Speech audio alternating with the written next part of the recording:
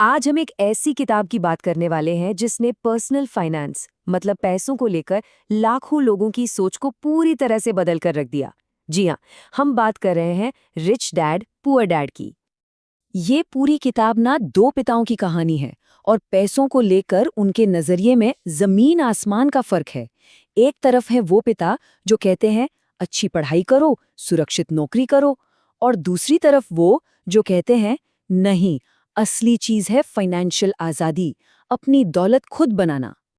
तो चलिए इन दो अलग अलग सोच के बीच का जो फर्क है ना, उसे थोड़ा और गहराई से समझते हैं। देखते हैं कि आखिर ये किसी के वित्तीय भविष्य पर असर डालती कैसे हैं। तो देखिए, एक तरफ है लेखक के अपने पिता, बहुत पढ़े लिखे थे और उनका मानना था कि करियर का एक सीधा साधा पारंपरिक रास्ता ही सबसे अच्छा है। और फिर दूसरी तरफ है उनके दोस्त के पिता, एक एंटरप्रेन्योर, जिन्होंने कोई बहुत ज्यादा फॉर्मल पढ़ाई नहीं की, लेकिन अपनी मेहनत और समझ से बहुत पैसा बनाया। और पता है, इन दोनों की जिंदगी का यही फर्क हमें इस किताब के सबसे बड़े, सबसे जरूरी सबक की तरफ ले जाता है। और वो सबक यह है कि अमीर लोग पैसे के लिए काम नहीं करते। अब ये बात सुनने में थोड़ी अजीब लग सकती है ना? क्योंकि हमें तो यही सिखाया जाता है कि भाई मेहनत करो, अच्छी तनख्वाह पाओ। पर ये आइडिया उस पूरी सोच को ही चैलेंज करता है। ये सोचने पर मजबूर करता है कि क्या पैसा कमाने का कोई दूसरा रास्ता भी है? तो रिच डैड वाली सोच ये सिखाती है कि सिर्फ एक तनख्वाह के लिए काम मत करो, बल्कि अपने पैसे को अपने लिए काम पर लगाओ, ताकि ये जो रैट रेस है ना, मतलब तनख्वाह आई, खर्चे पूरे किए और फिर अगली तनख्वाह का इंतजार, इस चक्रव्यूह से, इस चूहा दौड़ से बाहर निकला जा सके। अच्छा, तो इन दोनों रास्तों में जो सबसे बड़ा फर्क है उसे सच में समझना है तो एक बहुत जरूरी चीज समझनी होगी, और वो है संपत्ति और देनदारी के बीच का अंतर। रिच डैड की फिलॉसफी के हिसाब से संपत्ति यानी कि एसेट बहुत सिंपल है।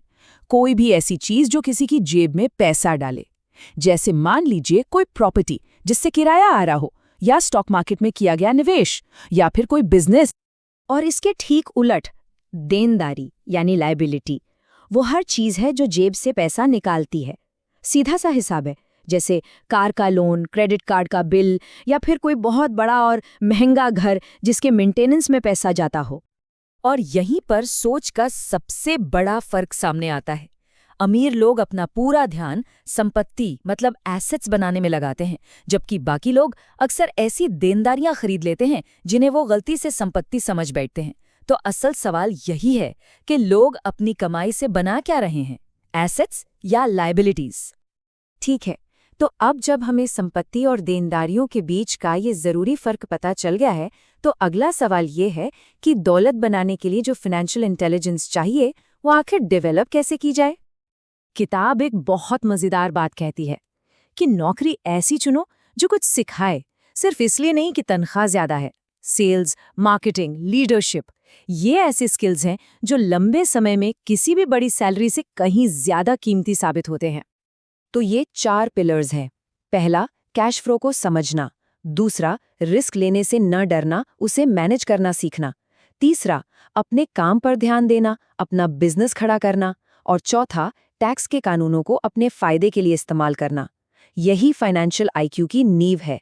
और सच तो यह है कि ये चीजें हमें स्कूलों में कोई नहीं सिखाता, पर दौलत बनाने के लिए यही सबसे जरूरी हैं। और आखिर में ये सारे सबक एक ही मंजिल की ओर ले जाते हैं, मानसिकता में एक बहुत बड़ा बदलाव, एक एम्प्लॉई की तरह सोचने से एक इन्वेस्टर की तरह सोचने तक का सफर। और ये बात सिर्फ पैसे की नहीं है, ये कंट्रोल की है।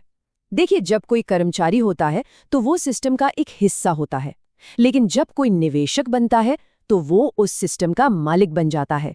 और यही बदलाव अपनी फाइनेंशियल किस्मत को अपने हाथ में लेने की ताकत देता है। तो आखिर में ये किताब एक बहुत जरूरी सवाल के साथ हमें छोड़ जाती है कि क्या हमारा पैसा हमारे लिए काम कर रहा है? ये एक ऐसा सवाल है जो हर किसी को अपने फाइनेंशियल फैसलों के बारे में दोबारा सोचने पर मजबूर करता है।